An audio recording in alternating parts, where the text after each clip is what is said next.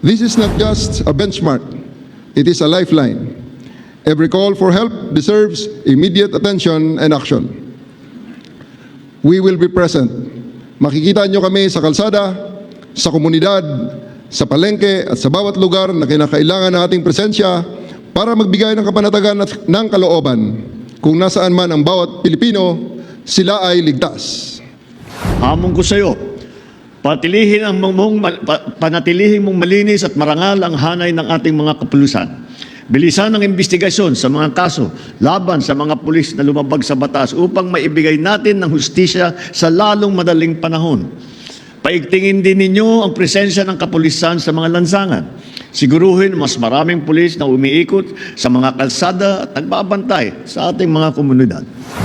At this moment, we shall witness the oath-taking of the incoming Chief of the Philippine National Police. May we request Mrs. Patricia Jane TORRE, as well as Mr. Julius Patrick, Rod Felicer, and Bert Felix TORRE to join our honoree. To administer the oath is the President of the Republic of the Philippines, His Excellency Ferdinand R. Marcos Jr. For the solemnity of the ceremony, everyone is requested to rise.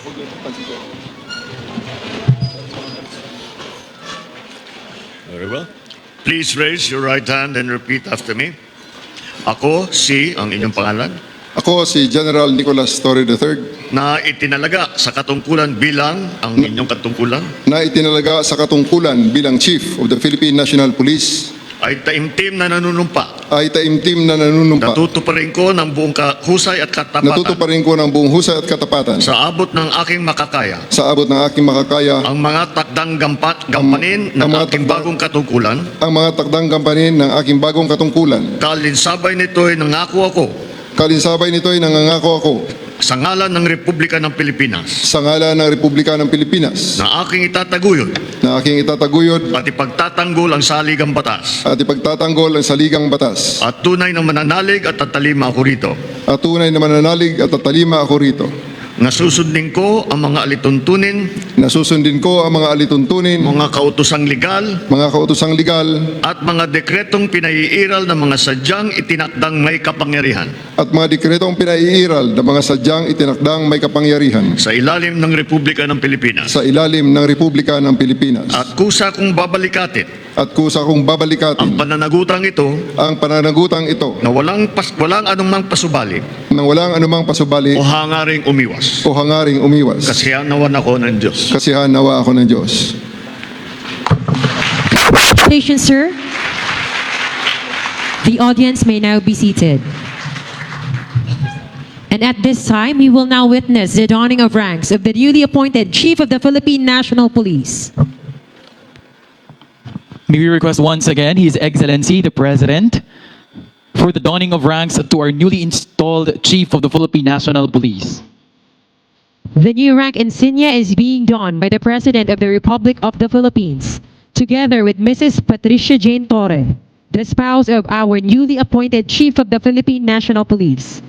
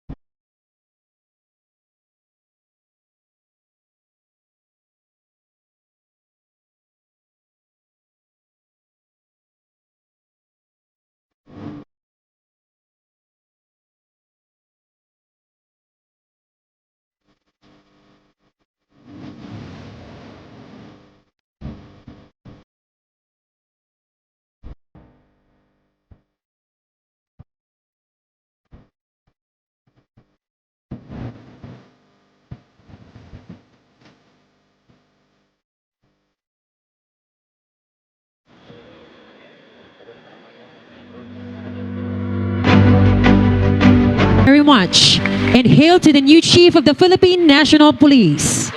Thank you, His Excellency. You may now be seated. The newly appointed Chief of the Philippine National Police for his inaugural speech. Ladies and gentlemen, once again, Police General Nicolas Torre III.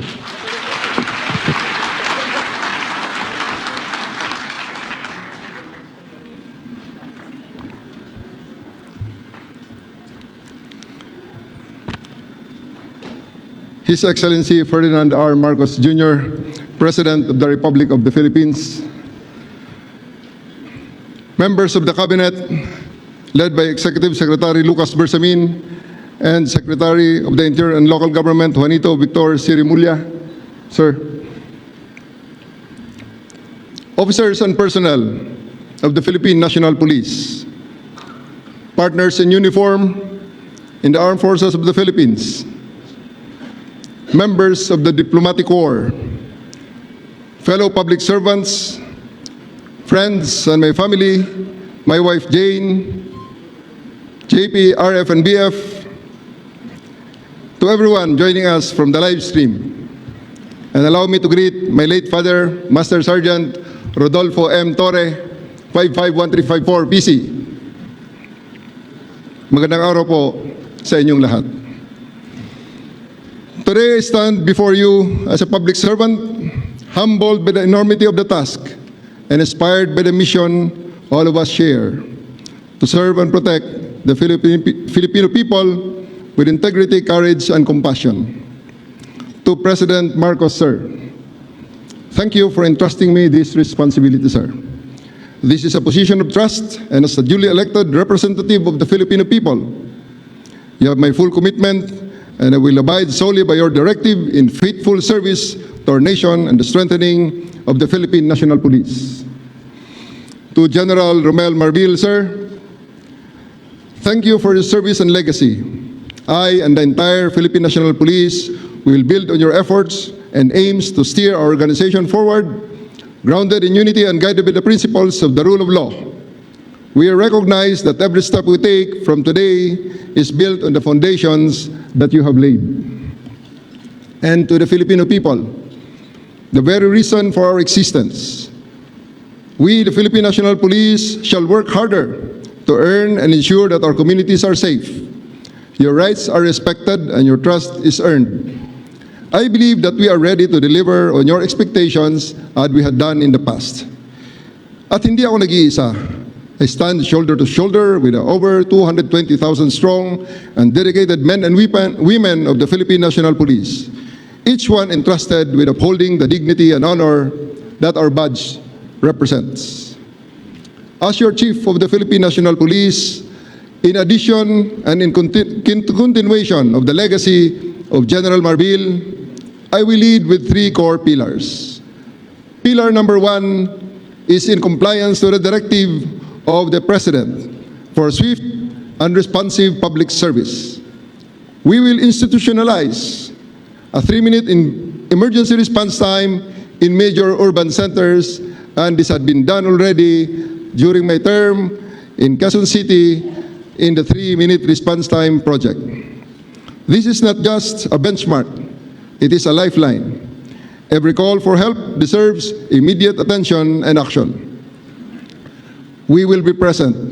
Makikita nyo kami sa kalsada, sa komunidad, sa palengke at sa bawat lugar na kinakailangan ng ating presensya para magbigay ng kapanatagan at ng kalooban. Kung nasaan man ang bawat Pilipino, sila ay ligtas. To support this, we must ensure pillar number 2, unity and morale within the ranks. A divided force cannot defend a nation, thus we will strengthen our core from within, guided by discipline, mutual respect, and leadership by example. To our men and women in uniform, we expect the best from you in protecting others. With this expectation, we will also give you the best training, best leadership, best support, and the best opportunity to grow in this institution.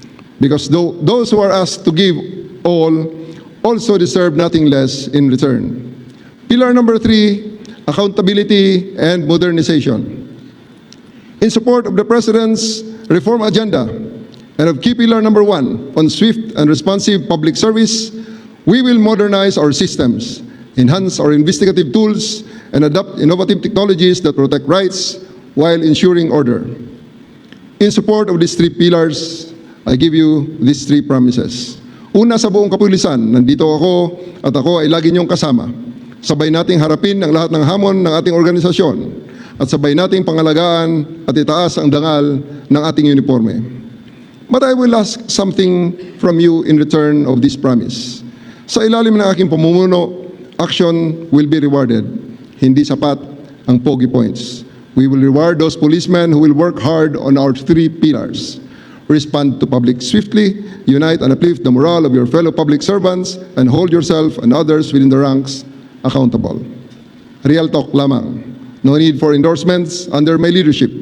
Appointments will be based solely on merit, and only the most competent will be entrusted with the right positions in the right places. Deliver excellence in your police work. File affidavits, execute warrants, bring criminals to justice, raise your hands in front of judges and fiscals, and provide evidence against these criminals to support their conviction, and you will be recognized and rewarded. Of course, I have to reiterate that all of these actions must be done within the ambit of the law, evidence-based, and rights-respecting. I challenge each and every member of the PNP to be louder than me, not only in words, but also in action. When you're doing extraordinary things for the people, you deserve to be heard and recognized. Magubanta sa pagserbisyo nga matinud-anon. Magbinuligay kita sa aton ginahandom nga kalinong sa aton nga nasyon. Agtitinulong tayo amang salaknib iti panggilan tayo. Sama-sama nating iangat ang watawat ng isang malinis at tapat na pambansang kapulisyan. Pangalawa, to our foreign guests and residents, we are happy that you have chosen the Philippines to be your second home. I promise that all of our laws apply equally to all, regardless of nationality. We are committed to upholding everyone's right, safety, dignity, including yours. Pangatlo, para sa bawat Pilipino, sa ilalim ng aking pamumuno, ang batas ay patas, ang serbisyo ay mabilis, at ang kapulisyahan ay karapat-dapat ng inyong tiwala.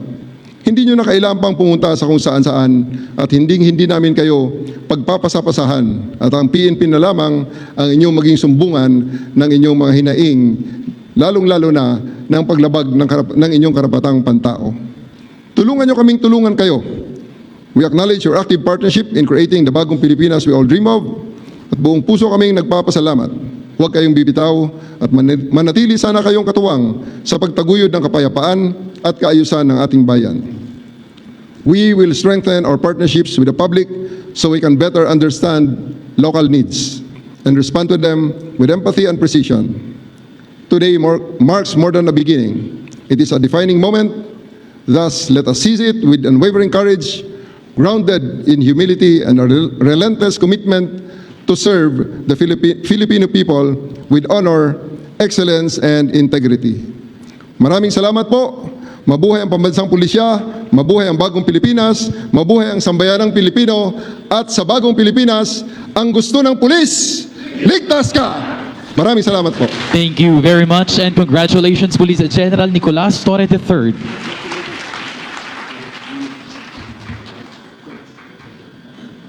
You may now be seated, sir.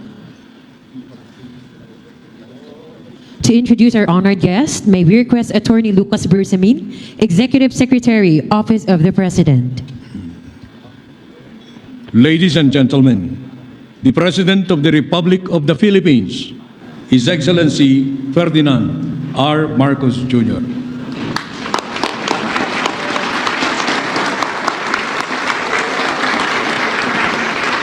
Thank you, Executive Secretary Luke Bersamin, for your introduction. Please take your seats. The Excellencies of the Diplomatic Corps, Interior and Local Government Secretary, Secretary John Vic Remulla, and other cabinet members here present. The Armed Forces of the Philippines Chief of Staff, General Romy Browner, and the Major Service Commanders. Outgoing Chief of the Philippine National Police, Police General Romel Francisco Marbil. The newly installed Chief of the Philippine National Police, Police General Nicolas Torre III. Officers and civilian employees of the Philippine National Police, ang aking mga kasamahan sa pamahalaan, ang ating mga bisita na dumating ngayon, magandang araw po sa inyong lahat. Today, we witness more than a ceremonial change of command. We come together to reaffirm a shared responsibility, a responsibility to uphold peace, to preserve justice, and to protect the dignity of the Filipino. Each change in leadership promotes the values that give strength to our institutions. It reflects a clear belief that lasting progress is grounded in consistent service, accountable governance, and leadership that never forgets its duty to the people. So allow me to express the gratitude of a nation to the man who has served with strength and with resolve, Police General Romel Francisco D. Marbil. General Marbil, you led the PNP with the compass firmly set on integrity, professionalism, and respect for human rights.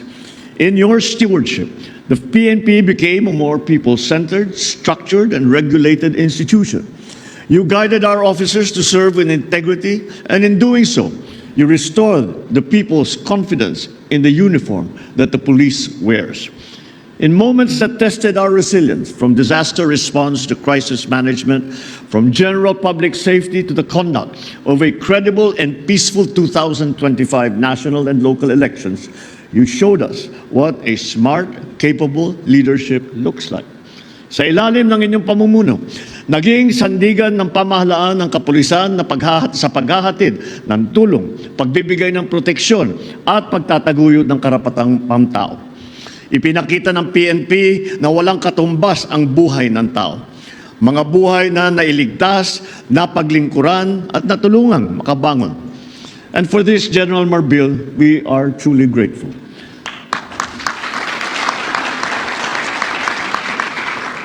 As we bid farewell to a leader who has embodied honor and excellence, we welcome one who is equally competent to lead the men and women of the PNP, Police General Nicolas D. Torre III. Your assumption of command comes at a time that calls for clarity, for courage, and for conviction. These challenges that we face are evolving. We have transnational crime, cyber threats, extremist violence, and even police misconduct. At the same time, the opportunities to earn trust and improve public service have never been more reachable. Your leadership will help define what kind of police force we continue to build. One that acts with precision, responds with compassion, and stands as a pillar of accountability. Hamon ko sa iyo, panatilihin mong malinis at marangal ang hanay ng ating mga kapulisan. Bilisan ang investigasyon sa mga kaso laban sa mga pulis na lumabag sa batas upang maibigay natin ng hustisya sa lalong madaling panahon. Paigtingin din ninyo ang presensya ng kapulisan sa mga lansangan. Siguruhin mas maraming pulis na umiikot sa mga kalsada at nagbabantay sa ating mga komunidad, lalo na sa lugar na madalas ang krimen at kaguluhan. Kapag kailangan ng taong bayan, dapat may pulis na agad nagre-responde. Iparamdam natin sa mga Pilipino na may pulis na handang dumamay at magtanggol sa kanila sa lahat ng oras. Sa tulong ng PDEA, ipagpatuloy ninyo ang paglaban sa illegal na droga. Magsagawa pa rin tayo ng drug seizures at tiyakin na sasampahan ng kaso ang mga drug dealer at mga drug lord. Patuloy din kayong magmatyag sa ating mga komunidad para kahit ang small time ng mga drug dealers ay wala ring ligtas. Hindi dapat natatakot ang estudyante o ang mga manggagawa, motorista, magulang na maglalakad sa kalsada umaga man o gabi. Bilang alagad ng batas, inaasahan ang buong kapulisan na kumilos ng marangal, maglingkod ng katapat at maging sandigan ng ating mga kababayan. Iwasan ninyo ang paggamit ng pribilehiyo para sa pansariling benepisyo. Maging instrumento kayo sa katuwiran, kapayapaan at kaunlaran. Continue to engage with communities and partner with local governments and stakeholders. Strengthen your cooperation with all the other agencies. And above all, center every initiative on the needs, the rights, and the welfare of each Filipino. Let your badge be your daily pledge, not to command, but to serve with integrity. Let every decision uphold the law, and let every gesture reflect the quiet dignity of true public service. May the PNP become a source of hope and reassurance to every community that you protect. This change of command ceremony is a renewed promise, a clear mandate to champion peace, to serve with honor, and to move our nation forward with dignity. Together, let us shape a bagong Pilipinas where every citizen is disciplined and obeys the laws, where every police personnel is a role model worthy of trust, of respect, and where the standard of keeping our people safe is high. Maraming salamat at mabuhay ang PNP, mabuhay ang bagong Pilipinas. Thank you, Mr. President. Ladies and gentlemen, His Excellency Ferdinand R. Marcos Jr. The audience may now be seated. And at this time, the PNP would like to present a memento to the President. May we request the outgoing Chief PNP and the newly appointed Chief PNP to present the memento to our guest of honor and speaker.